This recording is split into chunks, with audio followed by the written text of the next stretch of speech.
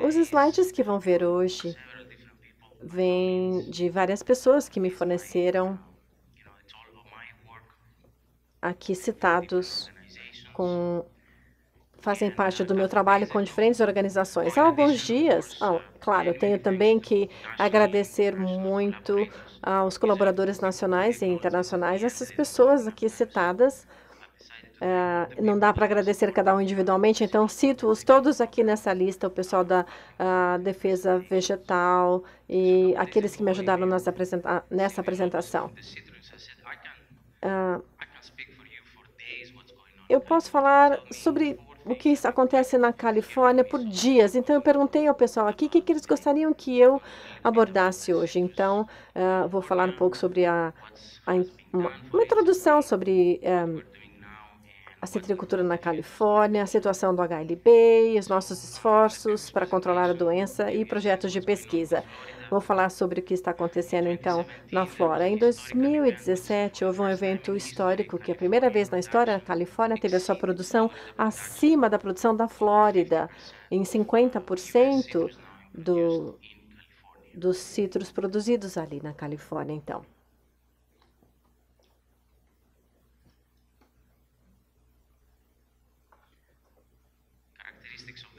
Características da indústria, especialmente Bahia, aqui tangerinas, híbridos, limão siciliano, plantado bastante na Califórnia, também aqui Valência, grapefruit, pomelos e híbridos e lima ácida. Vemos aqui também que os citros na Califórnia são exportados, aqui está indicada a sua exportação. Temos aqui uma das principais 10 commodities exportadas da Califórnia. E temos aqui também a laranja de mesa, uva de mesa. Aqui, nossos parceiros. Desculpa, a apresentação está bem devagar aqui, ó, a passagem dos slides. Aqui, Austrália, Ásia e algumas commodities indicadas no Canadá. As estatísticas aqui, então, diz respeito a cada uma dessas plantas, laranjas, limões, tangerinas e assim por diante. Aqui, a questão econômica, o seu impacto na indústria citrícola da Califórnia. Temos uma doença social que diz respeito a toda a comunidade, temos que levar em consideração todos esses fatores. A produção na Califórnia tem aumentado de citros constantemente e inclui 1,5 a 2,3 bilhões de dólares, aumentando 53% desde 2007, criando empregos, o que é algo bastante importante também. 23% de redução da produção de citros da Califórnia custa milhões de dólares e centenas de empregos como impacto no PIB da Califórnia de 1,70 bilhões. Então, o que está acontecendo com relação ao HLB na Califórnia? Bom, a doença foi introduzida em 2008, em agosto, e o psilídeo levou 9 anos para se espalhar na toda a parte norte do estado. Essas áreas de citrícolas aqui indicadas no mapa da Califórnia são diferentes zonas de cultivo de citros e o psilídeo já está sendo encontrado em todas essas áreas de produção na Califórnia. Esse slide é bastante interessante porque nos mostra por que a situação está dessa forma na Califórnia. Você pode ver no cantinho aqui os anos indicados. Aqui é uma área perto de Los Angeles, onde as áreas foram encontradas com a presença do psilídeo. Os diferentes pontos coloridos aqui são, então, pontos em que nós tivemos o psilídeo asiático encontrado nessas áreas. 2010, 2011 e 12. E fica muito óbvio porque que essas presenças iniciais do psilídeo são importantes e como isso se multiplicou. Então, tivemos essa alta população de psilídeo, mas também temos aqui diferentes enxertos, 23 deles, com essas borbulhas utilizadas de origem desconhecida, ou seja, as pessoas transportam citros daqui para lá, e isso é algo de interesse bastante particular para a nossa pesquisa com relação a essa pesquisa que conduzimos juntamente com a indústria.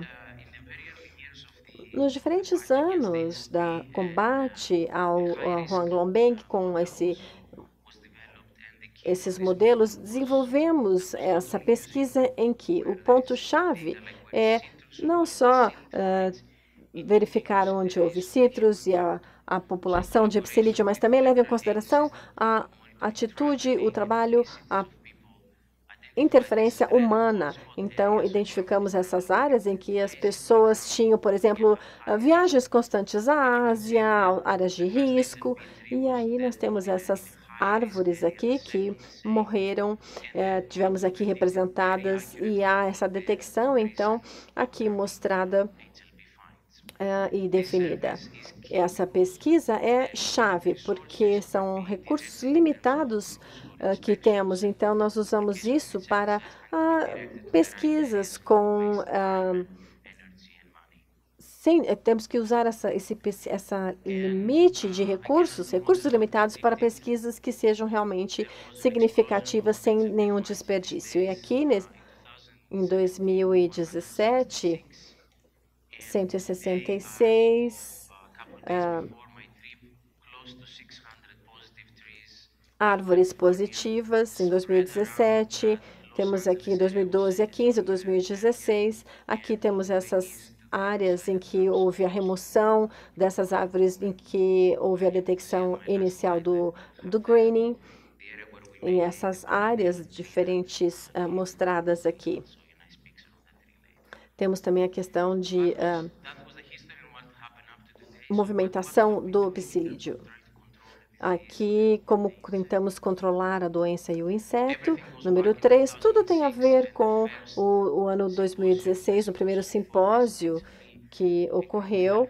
E um grupo da Califórnia, então, visitou, tiveram várias visitas em toda parte, e vemos que antes do psilídeo chegar na Califórnia, tínhamos essa situação já presente em outras partes do mundo. Então, nós nos reunimos com pesquisadores para definir o que ia acontecer com essa doença em termos do psilídeo e, em retrospectiva, podemos dizer que aquelas previsões não estavam corretas, não imaginávamos como ia ser o desenvolvimento. Mas começamos essa discussão e aí começamos a estabelecer regulamentações e normas de como nos prepararmos e prevenirmos essa doença no futuro. E aí, é isso que nós fazemos, começamos a fazer imediatamente depois de voltarmos dessa reunião do 2006 no Brasil. Então, em 2009, tivemos um workshop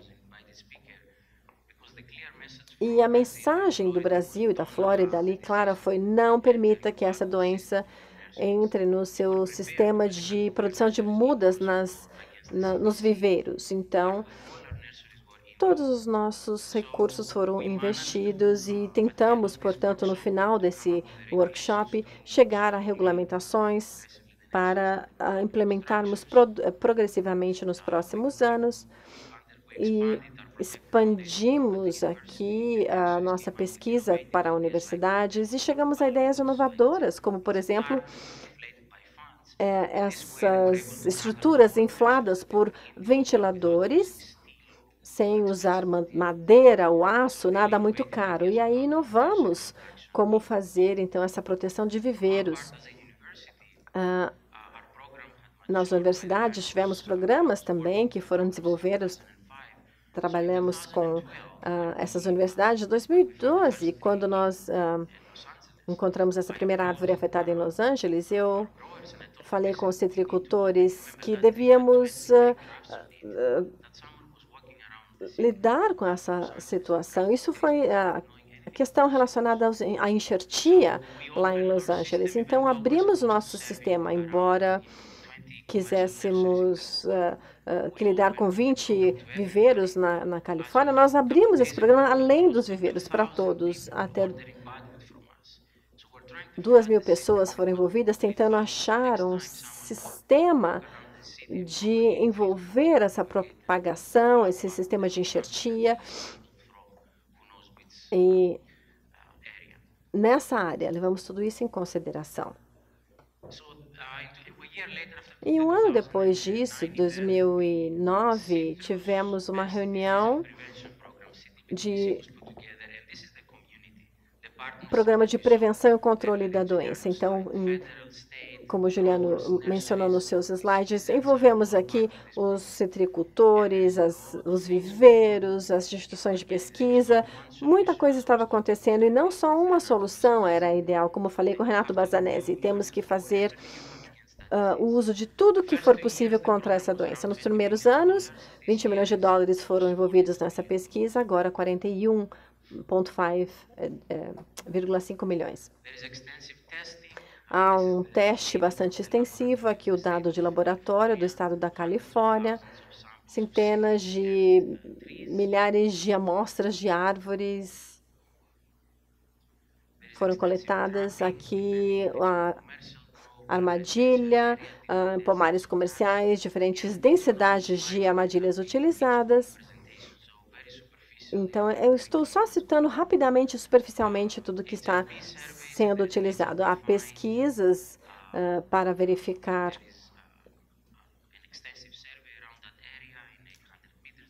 essa presença, uma pesquisa bastante extensiva em toda a área, e um teste. O estado foi dividido em diferentes zonas para acomodar produção comercial. E um outro elemento chave na Califórnia é que não podemos fazer a regulamentação da indústria, ou seja, não podemos simplesmente lançar regras, nós temos que levar em consideração o aspecto comercial, de negócios. E aqui em áreas diferentes, então, há diferentes áreas de proteção em que pode haver essa movimentação da produção citrícola para o setor industrial. E temos na área sul da Califórnia também, especialmente nessas áreas com essa quarentena regional, nós não podemos simplesmente movimentar a produção para o setor industrial. Temos várias camadas de proteção a serem levadas em consideração. Temos a colheita, depois nós temos que cobrir os caminhões com lona e assim por diante. E depois a produção aqui de viveiros, temos essas zonas diferentes, o material pode ser transportado e vendido de acordo com certas regulamentações, temos que ter certificação, inspeção, 30 dias, licenças, caminhões cobertos e assim por diante. O próximo slide. Vamos, Gisele. Mostra em detalhes como é feito essa quarentena. Fora dessas áreas não há movimentação de frutas ou árvores, assim por diante. Esse slide mostra o programa, resumidamente, em azul aqui a presença do psilídeo, as áreas de quarentena, vermelho, tratamentos diferentes nas áreas comerciais e urbanas, com citros. Essas áreas PMA são as monoazidas, temos esse tratamento, acho que usam também no Brasil, biocontrole. Mas o que é importante, que eu quero lhes mostrar,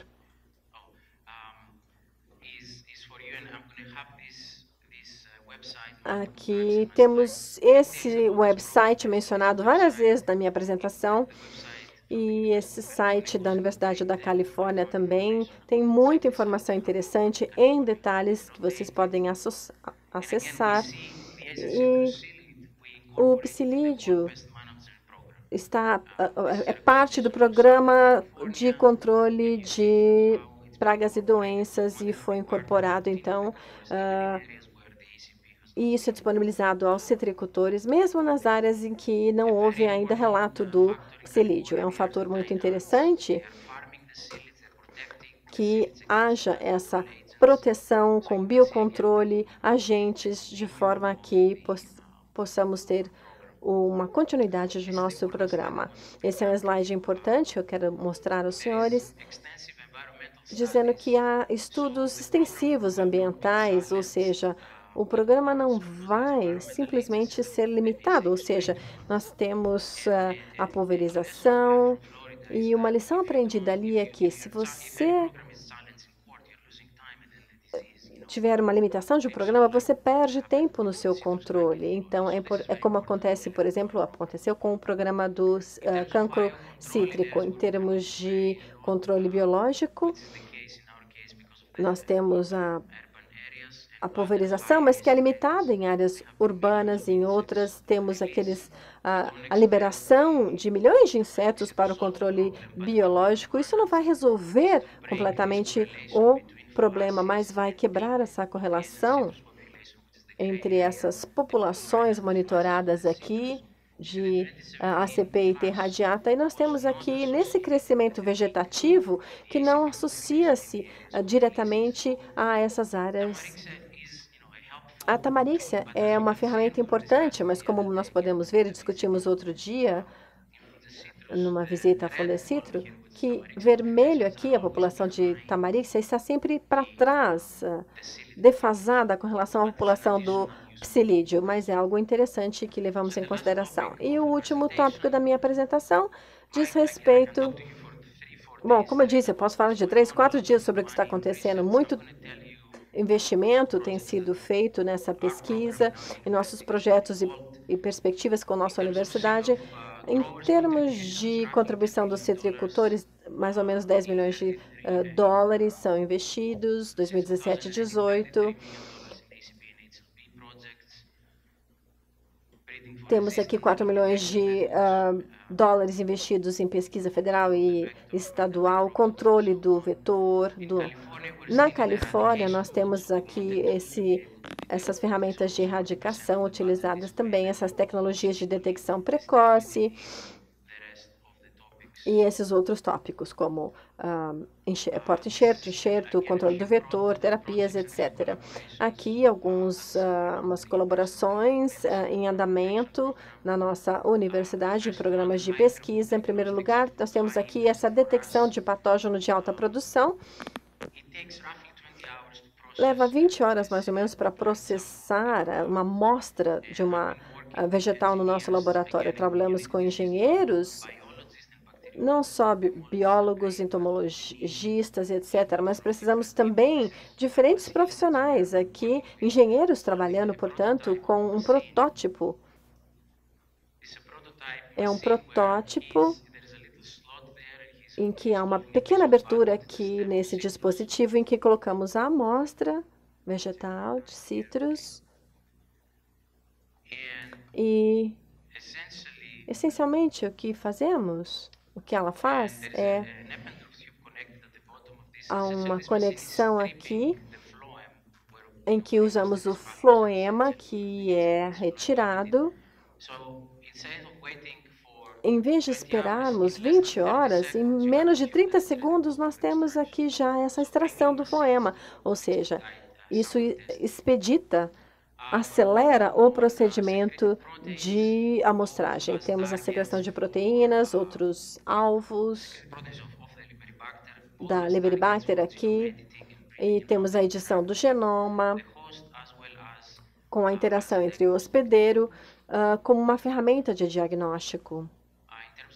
Em termos de manejo, temos diferentes regulamentações em diferentes estados, o que é um problema em termos de transportar o material de um estado para outro. Então, temos o envolvimento de todas essas entidades com um volume muito grande de trabalho. Aqui, as diferentes variedades que usamos nesse programa de proteção de clones de citros,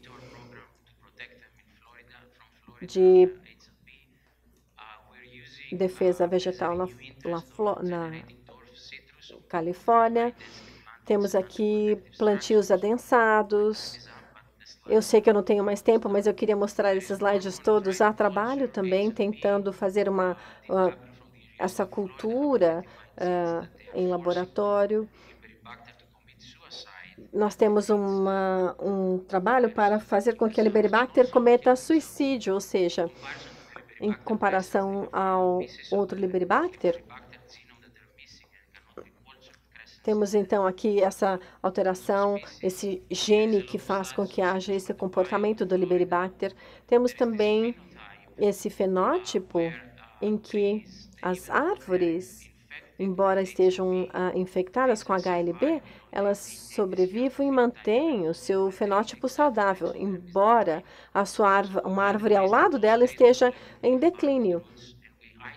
Então, podemos isolar essa microflora associada aos tecidos e, com esses organismos, nós usamos contra a Liberibacter crescens e vemos essa inibição da Liberibacter. E, assim, podemos caracterizar e isolar esses componentes que podem agir contra a Liberibacter. E, com esses dados, podemos ver as diferentes populações e micro-organismos presentes nos citros. O melhoramento para a resistência ser obtida, podemos ter cruzamento entre citros e parentes de citros no Brasil e da Austrália, como essas espécies aqui mostradas, que mostram tolerância ao HLB. Esse trabalho está sendo desenvolvido com pesquisadores e que encontraram porta-enxertos com a expressão de RNA com resistência ou mais tolerância ao HLB. Para nós, nós temos uso de cães para fazer essa detecção. Tentamos treinar. Não sei se você pode, por favor, passar o vídeo, por gentileza. Bom, enfim, uma demonstração de um cão que está aqui farejando. É rapidinho, leva segundos para fazer a inspeção de uma árvore. Nenhum laboratório conseguiria fazer isso num segundo e meio, não é? Claro, tem alguma coisa errada, então, com essa árvore. Essa não é a solução, mas, pelo menos agora, você tem árvores que você pode visitar pela segunda vez, inspecionar e fazer um PCR e usar uma inspeção mais detalhada. Então, a comunidade deve estar envolvida com uma abordagem multicamada. Acho que estamos ali na Califórnia. Tem uma visão bastante otimista. Faz 10 anos que houve a introdução do psilídeo ali e precisamos de uma solução rápida. Estamos promovendo, então, essa pesquisa, as práticas e tratamentos, e a longo prazo queremos ter soluções aplicáveis. Então, a pulverização e a erradicação, isso está sendo utilizado, mas não é isso que temos que fazer somente. Temos que ter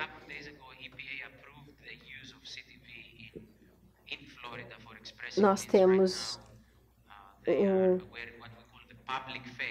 a fase pública, ou seja, houve uma aprovação em que nós possamos agora passar a parte da melhoramento para resistência e tolerância a ser desenvolvida. Temos essas práticas de tratamentos hortícolas e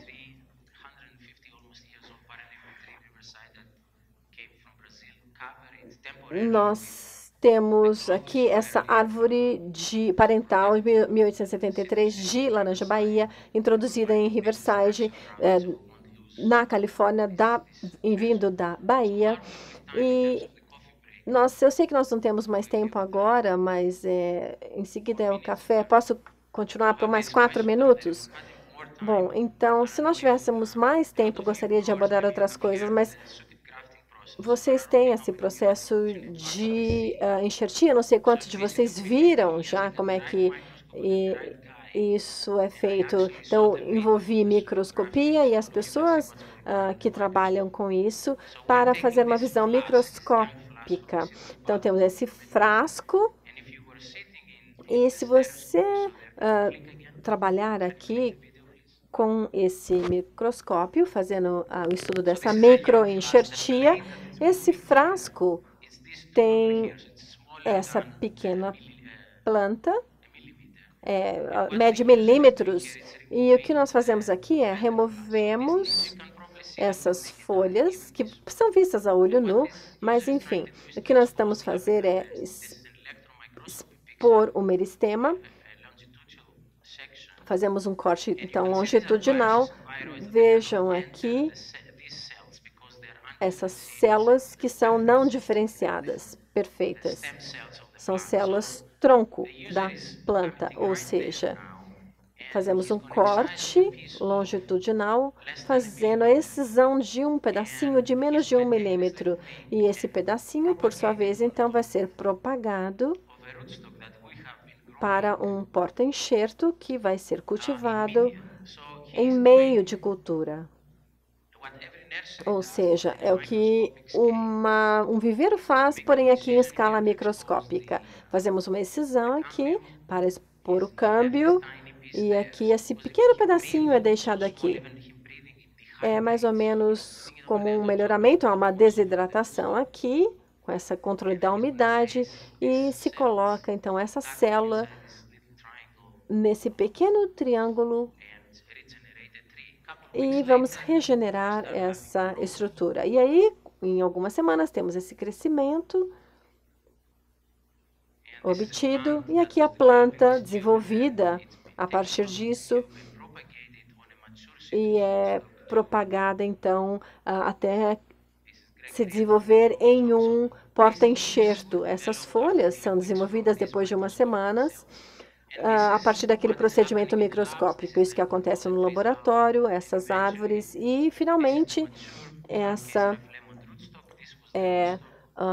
esse é o porta-enxerto, nesse caso aqui, em limão.